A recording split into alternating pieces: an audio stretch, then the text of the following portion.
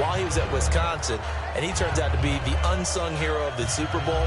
Would have been the MVP if it wasn't for Tom Brady. And you mentioned James White at Wisconsin. He was behind who? Melvin Gordon and Monte Ball, right? That's correct.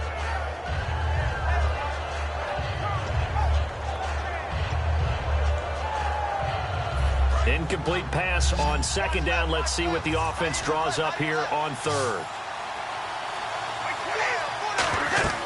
Throwing is Brady on third down. Sets up the screen to Lewis. And some room to maneuver. And they'll get it all the way out near midfield to the 45. A good pickup there, a 22. Let's give a little credit there. The offensive play caller sensed that the screen pass was available. Whenever you're getting a lot of heavy pressure towards your quarterback, that's when you're thinking about running the screen and using that pressure against the defense. And it worked very well there for a first down. Now Brady. Amendola catching it left side. Give him 9 there on the first down completion.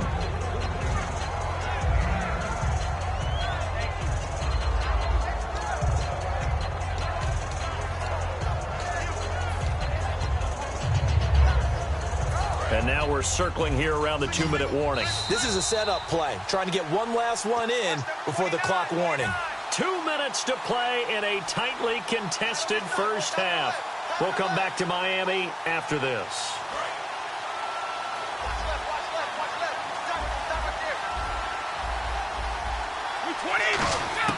Now Brady again. Amendola's got it, complete. And he's brought down. A nice pickup there of 11 yards, and it'll move the sticks. That was a nice completion on an out route, and those types of plays are the result of arm strength by the quarterback and timing by the receiver. Brady now on first down. Throwing middle, but it's incomplete. Looking for his all-pro tight end, Rob Gronkowski, and it's second down. It's always tough for the guys throwing the football when they think they've got a completion and the ball's almost there, and then someone sneaks a hand or two in and bats it away. Looking back to the air on second down, it's Brady. And right side, caught, Hogan. 6 yards is the pickup, and that'll lead to a third down.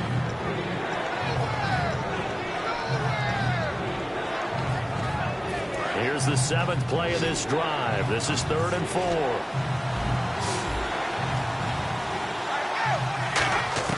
Brady to throw again. Into a double team, and it's intercepted. A great read, and it's picked off. And a big turnover there as his guys will get the football back. And the Dolphins getting set to go here.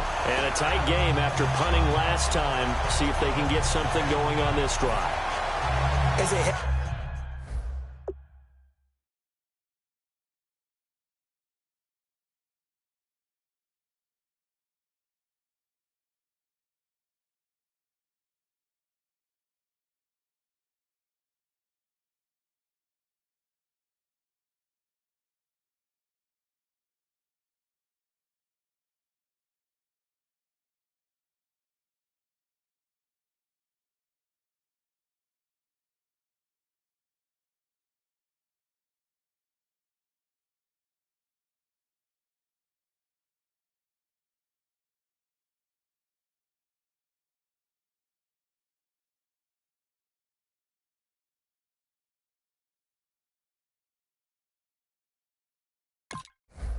to the field now with the game this close, you've got to feel there's a sense of urgency for them going on offense right now. But they have to do it without letting panic creep in and affect their play.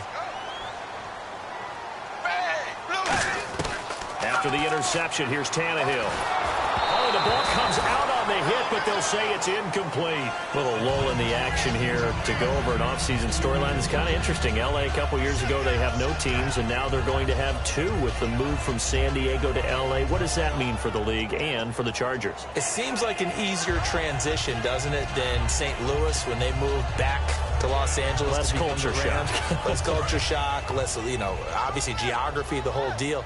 But it's a transition is not going to be easy. Remember, they're going to go play in a soccer stadium, essentially, for at least the first couple of years before they share a stadium with the Rams. So that changes things. Obviously, trying to create an identity in the market they haven't been in a long time. They began as the Los Angeles Chargers, but played one season as such. Never make the mistake that the slot receivers, especially the little guys like we're watching here, are just quicker than fast. A lot of them combine quickness and speed, and they catch a lot of footballs, as we just saw there. Tannehill over the middle and into the hands of his receiver Landry. And getting this just shy of midfield, they'll spot it at the 49. And they're going to speed things up here. Defense really showing respect to the deep ball here, playing off the receivers. And now the passing game here in the second quarter starting to heat up. Now whistles come in. We're going to get a timeout here by the offense. It's just their first, so they'll have 2 remaining here before we get to halftime.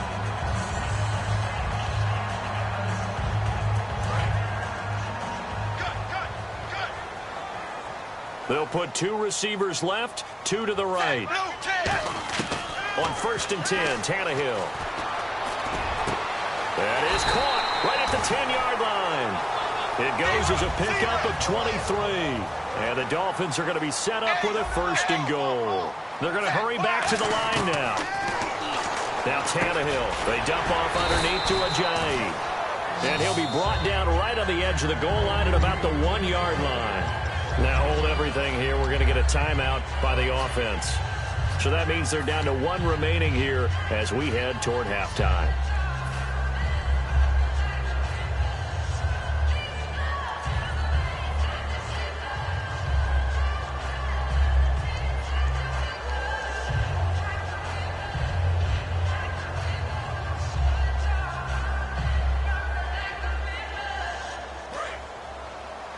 Now we're going to get a timeout here called by the Patriots. It's just their first, so they'll have 2 remaining here before we get to halftime.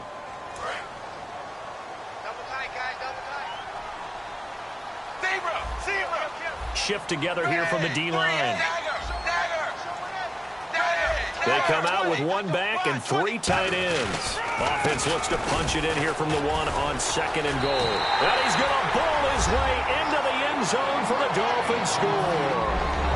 Ajayi in the final seconds of the first half. And the Dolphins have taken the lead. That's one of the better examples of clock management I've seen. Whittled it all the way down just about and still put the ball in the end zone. And just a methodical drive and something really to take into the lockers here.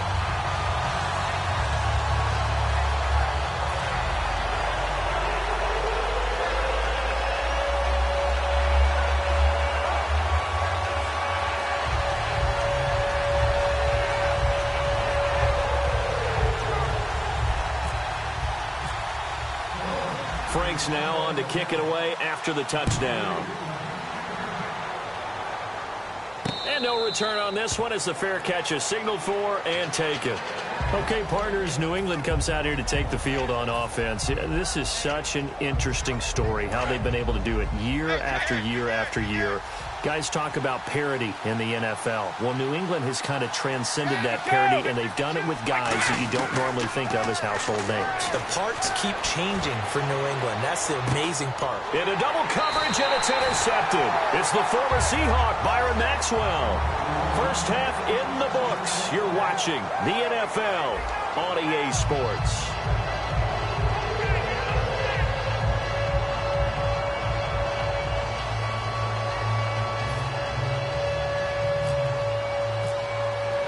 So both teams have their marching orders, and we'll get going again here in quarter number 3. That'll be taken in the end zone.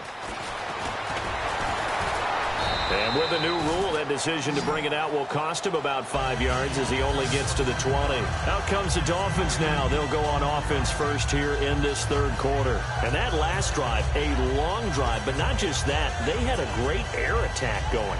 Do they stick with that? I would think that they would, because if they were confident enough to do it on the last drive, starting backed up in their own territory, why would you change anything?